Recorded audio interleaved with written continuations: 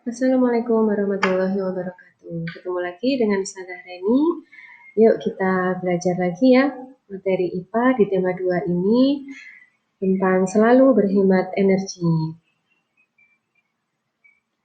Sumber energi di sekitar kita salah satunya yang tersedia sangat melimpah tidak terbatas ciptaan Allah SWT adalah energi matahari. Energi matahari yang kita manfaatkan dalam kehidupan sehari-hari begitu banyak manfaatnya.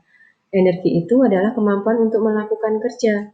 Nah, seperti apa sih kerja yang dimaksud dari energi matahari ini? Yuk kita pelajari bersama ya. Yang pertama, sumber energi terbesar bagi bumi itu adalah matahari. Karena matahari itu bisa menghasilkan sumber energi panas dan cahaya yang kita manfaatkan sehari-hari sehingga kita bisa bekerja, beraktivitas, dan juga beribadah.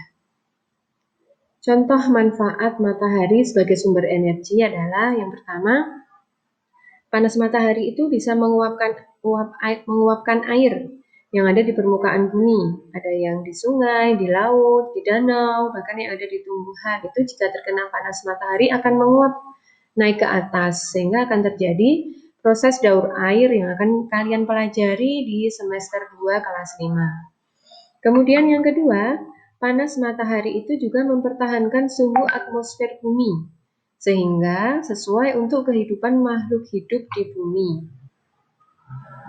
Nah, yang ketiga ini adalah manfaat panas matahari yang mungkin sering kita lihat ya, yaitu bisa mengeringkan bahan makanan.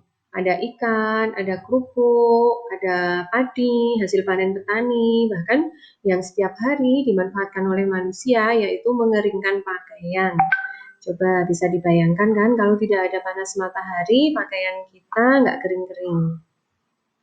Manfaat yang ketiga itu adalah cahaya matahari bisa menerangi permukaan bumi, sehingga bumi menjadi terang, tidak gelap kalau seperti pada malam hari. Nah, mengapa gelap, mengapa terang di bumi kita, meskipun setiap saat ada matahari, itu akan kalian pelajari di kelas 6 semester 1. Manfaat matahari yang berikutnya itu adalah dimanfaatkan oleh tumbuhan untuk proses fotosintesis, ya, memproduksi makanan, sehingga tanaman bisa menghasilkan buah, bisa menghasilkan sayur, bisa menghasilkan oksigen yang sangat bermanfaat untuk manusia dan hewan. Berikutnya ini adalah energi matahari yang diubah menjadi energi listrik, yaitu oleh panel surya. Ini gambar panel surya yang akan kalian perdalam juga besok ya di kelas 6. Ini panel surya ini mengubah energi matahari yang ada menjadi energi listrik sehingga bisa dimanfaatkan untuk aktivitas-aktivitas kegiatan manusia. Nah, kemudian ini adalah sumber energi berikutnya, minyak bumi. Kalau matahari tadi tersedia tidak terbatas, banyak sekali. Nah, untuk minyak bumi ini tersedianya sangat terbatas ya, karena membutuhkan waktu ribuan tahun, jutaan tahun untuk diubah menjadi minyak bumi. Setelah itu minyak bumi juga baru diolah, diproses sehingga akan menjadi bahan-bahan yang bisa dimanfaatkan untuk manusia.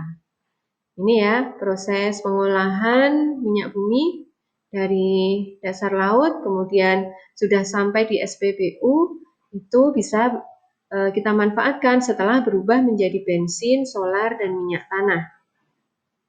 Nah, sisa hasil pengolahan minyak bumi itu berupa parafin sebagai bahan bakar untuk membuat lilin, plastik yang bisa diubah menjadi berbagai bahan peralatan yang bisa kita manfaatkan, dan aspal ya yang digunakan untuk menghaluskan jalan. Nah, berikutnya ada juga yang namanya energi angin. Ini adalah kincir angin. Angin itu merupakan udara yang bergerak. Energi angin memiliki banyak manfaat bagi manusia. Salah satunya adalah sebagai sumber energi bagi pembangkit tenaga listrik. Jadi angin bisa diolah, bisa menjadi energi listrik.